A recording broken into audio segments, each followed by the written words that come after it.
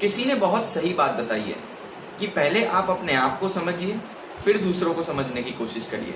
First you have to understand yourself. उस principle पे ही हमारा इंटरनल एनवायरनमेंट काम करता है। कंपनी को दो टाइप के एनवायरनमेंट को स्टडी करना रहता है। एक है एक्सटर्नल एनवायरनमेंट, जो हमने ऑलरेडी बहुत सारे वीडियोस अपलोड करके उसको खत्म किया है। Like pastel analysis is the summary of external environment, ये हमने समझ लिया। लेकिन क्या इतना इनफ है? क्या इसके बाद कोई और एनवायरनमेंट का भी स्टडी करना है? तो answer is yes. The next environment is internal environment, which is one of the most important environment which a company have to study. अपने आप को समझना होगा। अब सर क्या इंक्लूड होता है इंटरनल एनवायरनमेंट? तो it is an atmosphere, it is the surroundings which is found inside your organisation. आपके ऑफिस के 4 वॉल्स के अंदर ये मौजूद है, वहां पर पैदा होता है, वहां पर ही खत्म हो जाता है। बाहर की दुनिया की बात आज हम नहीं करने वाले, वो ऑलरेडी एक्सटर्नल एनवायरनमेंट पढ़ते टाइम हमने कर ली। ऐसी कौन सी बातें होगी जो इंटरनल एनवायरनमेंट में फॉलो होगी? तो कुछ एग्जांपल्स आपके सामने रखता हूं, आप ध्यान से सुनना। सबसे पहला होता है कंपनी का vision, mission and objective. Company क्या बनना चाहती है? कंपनी अपने आप को 10 साल के बाद कहां पर देखती है? What is the landing point? Company का ऑब्जेक्टिव क्या है? शॉर्ट टर्म में क्या अचीव करना चाहती है, लॉन्ग टर्म में क्या अचीव करना चाहती है? प्रॉफिट कमाना है, कस्टमर को सेटिस्फाई करना है, ये सारी बातें। कंपनी कौन सी स्ट्रेटेजीज बनाती है, कंपनी का प्लान क्या है, ये सारी बातें कंपनी के अंदर अंदर होती है। हम बाहर की दुनिया से यहाँ पर कोई भी इंटरेक्शन नहीं करते हैं, तो उस एनवायरमेंट को हम बोलेंगे internal environment of a company. दूसरा एग्जाम्पल अगर मैं बताऊं तो होता है कंपनी का corporate culture, the relationship between employees and employers. Company के बारे में एम्प्लॉयज क्या बोलते हैं? Third example can be companies values, beliefs, practices and policies. Company क्या सही मानती है, कंपनी के लिए क्या गलत है, कंपनी क्या पॉलिसीज बनाती है, ये करना है, वो नहीं करना है, ये सारी बातें कंपनी की इंटरनल बातें हैं। वो लोग रूल्स एंड रेगुलेशंस बनाते हैं, तो हम उसे भी कहाँ इंक्लूड कर देंगे? कंपनी के internal environment. Now the question arises, why so much of importance is given to internal environment? ऐसी क्या बात है यार, इतना बड़ा एक्सटर्नल एनवायरनमेंट तो हमने पढ़ लिया, अब और ये इंटरनल एनवायरनमेंट भी क्या पढ़ना जरूरी है कि चलेगा? आंसर इज बिल्कुल नहीं चलेगा। जब तक इंटरनल एंड एक्सटर्नल एनवायरनमेंट को एक साथ नहीं पढ़ा जाता, एक साथ एनालिसिस नहीं किया जाता, तब तक गाइज आप अपना बिजनेस ऑब्जेक्टिव अचीव नहीं कर पाओगे। Now let us understand why it is important through an example. Company ने पेस्टल एनालिसिस किया। अब बताओ पेस्टल एनालिसिस मतलब कौन सा एनवायरनमेंट? कौन सा एनवायरनमेंट? एक्सटर्नल एनवायरनमेंट, ठीक है।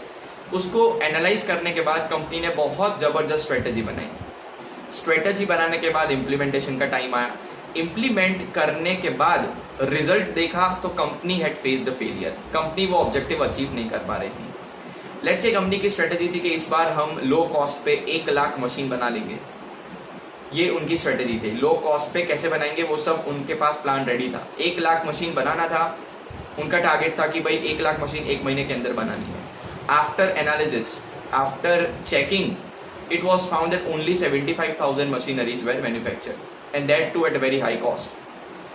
उसका रीजन फिर ये पता चला कि एम्प्लॉइज का जो एफिशिएंसी लेवल है वो बहुत डाउन था। एम्प्लॉइज की that motivation level was very down, so that is the reason employee did not perform well.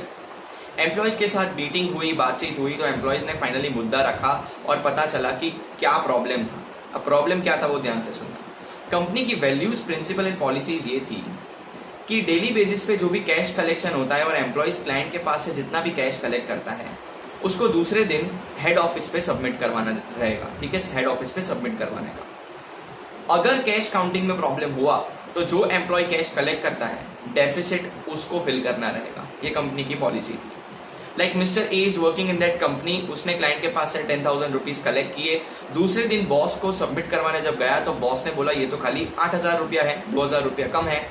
अब mister A as an employee thought कि यार कल तो मैंने काउंट किया था, इट वाज 10,000, जेन्युइनली काउंटिंग में प्रॉब्लम था। तो बॉस बोल रहा है कि नहीं नहीं नहीं, 2,000 का डेफिसिट आया ना, आपको फिल करना है, यू हैव टू पे 2,000, if you don't have it will be deducted from your salary. उस एम्प्लॉय ने तब तो वो मान लिया कि चलो ठीक है मेरी गलती है, 2,000 काट लेना, लेकिन उस एम्प्लॉय की सैलरी थी खाली 15,000। ये बहुत हर्ट होता है। एक तो ऑलरेडी कम सैलरी, ऊपर से आप ये पॉलिसी रखते हो कि भाई खुद एम्प्लॉय रिस्पॉन्सिबल रहेगा। ये इतना मोटिवेटिंग फैक्टर नहीं है, उल्टा ये डीमोटिवेटिंग फैक्टर है। ये वैल्यूज आपके एम्प्लॉयज का जो एंथुजियाज्म है उसको खत्म कर देगा। और ये पॉलिसी आपकी कौन सी एनवायरमेंट के पार्ट है? It is internal environment part. So it is important to understand. आप अपनी खुद की इंटरनल एनवायरमेंट का स्टडी कीजिए, क्या सही है क्या गलत, तो आप एक्सटर्नल एनवायरनमेंट को समझ पाओगे एंड तब दोनों को समझने के बाद आप समझ पाओगे कि कैसे बिजनेस होता है। Now we are on part 2 of the video, that is स्वॉट एनालिसिस। फटाफट से मैं आपको बता दूं, ये एक ऐसा एनालिसिस है जिसमें हम practically internal environment and external environment को साथ में पढ़ने वाले हैं, और मैं आपको प्रॉमिस करने वाला हूं इसके बाद हम ये एनवायरनमेंट का डिस्कशन नहीं करने वाले हैं। स्वॉट एनालिसिस मतलब strength, weakness, opportunities and threats.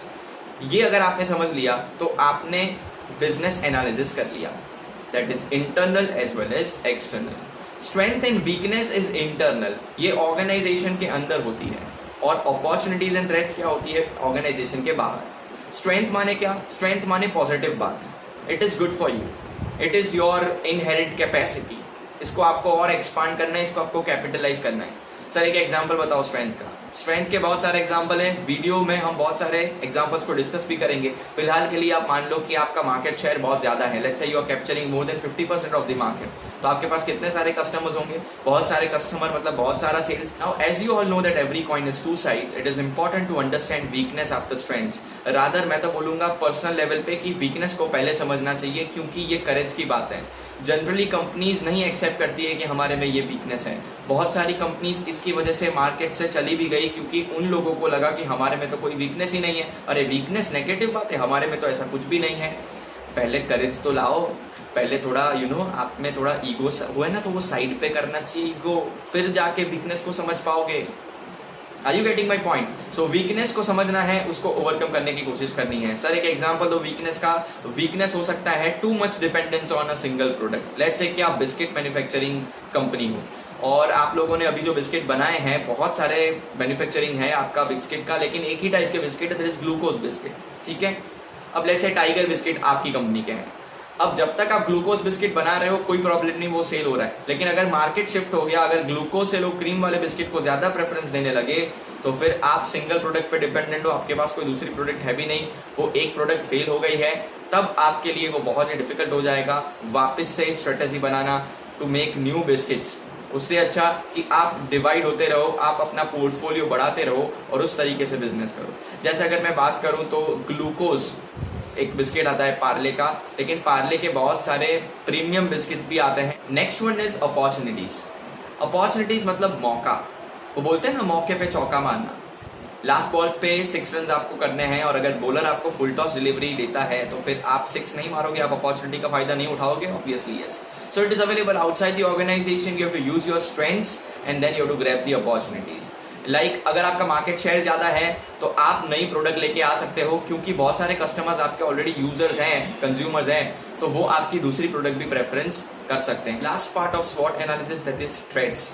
Threats are the risk outside the organisation. ये एक ऐसा खतरनाक वायरस है, अगर कंपनी में आ गया तो कंपनी खत्म हो सकती है। तो थ्रेट्स समझने के बाद हमको स्वॉट एनालिसिस कंप्लीट फॉर्म में समझना है। तो आपके स्क्रीन पर अभी अमेजॉन का केस स्टडी दिखता होगा, हम स्वॉट एनालिसिस फटाफट से समझते हैं। देखिए अमेजॉन की पहली स्ट्रेंथ क्या है, ब्रांड वैल्यू। अमेजॉन की ब्रांड वैल्यू 3rd पोजीशन पे है। Number 1 is Apple, number 2 is Google and 3rd is Amazon. Second strength है वेराइटी ऑफ प्रोडक्ट्स। इसका मतलब अमेजॉन के पास ढेर सारी प्रोडक्ट्स हैं। आप जानते हो कि अमेजॉन का लोगो बता रहा है A to Z, मतलब बहुत सारी वेराइटीज उनके पास अवेलेबल हैं। नेक्स्ट इज कस्टमर ओरिएंटेड, मतलब अमेजॉन वही प्रोडक्ट्स को रखता है जो कि कस्टमर प्रेफर करते हैं, फालतू प्रोडक्ट्स उनके पास होती भी नहीं है। Next is innovation. आप जानते हो अमेजॉन ने ड्रोन सर्विस शुरू करी है, और कोरोना वायरस जैसे पेंडेमिक सिचुएशन के अंदर ड्रोन सर्विसेज कितना हेल्पफुल रहती है वो भी आप जानते हो, तो that is one of the best innovation. Next is large acquisition, मतलब अमेजॉन ने बहुत सारी छोटी छोटी कंपनीज को खरीद के रखा है, उन लोगों की स्ट्रेंथ को अब अपना स्ट्रेंथ बना लिया है। वीकनेस की बात करें तो अमेजॉन की भी वीकनेस है, नो डाउट, हर कंपनी की वीकनेस होती है। Tax avoidance is one of the major weakness. ऐसा माना गया था कि अमेजॉन ने टैक्स की चोरी करी है, तो वो जो टैक्स लॉज है वो फॉलो नहीं करती है, लीगल सिस्टम्स वो फॉलो नहीं करती है, that is one of the weakness. और यूएस मार्केट में डोनाल्ड ट्रंप ने एक ट्वीट भी किया था कि अमेजॉन ने जो भी टैक्स अवॉइडेंस किया है वो सही नहीं है। उसके बाद एक employees work place and condition, आपको एक वीकनेस दिख रही होगी, जिसका मतलब ये है कि अमेजॉन की जो वर्क प्लेस है जहां पर एम्प्लॉइज काम करते हैं, वहां पर जो हाइजीन होना चाहिए, वहां पे जो एनवायरनमेंट मिलना चाहिए, जहां पे एयर फ्लो हम बोल सकते हैं, वो सारी चीजें प्रेजेंट नहीं है, इसीलिए एम्प्लॉइज वहां पर खुश नहीं है, that is one of the weakness. फिर आपको मिलेगा losing margin in areas such as free shipping. आपको पता होगा ना, फ्री शिपिंग अमेजोन ने स्टार्ट किया है और इंडिया के अंदर लोग क्या करते हैं, प्रोडक्ट मंगवाते हैं, उसको खोलते हैं, ओपन करते हैं और फिर 10 दिन में रिटर्न कर देते हैं। ये शिपिंग का कॉस्ट सीधा अमेजोन को बेयर करना पड़ता है, इसीलिए उनका प्रॉफिट भी डाउन हो जाता है। और कभी कभार तो दरवाजे पे आते ही लोग मना भी कर देते हैं कि हमको ये प्रोडक्ट नहीं चाहिए। That is also one of the weakness.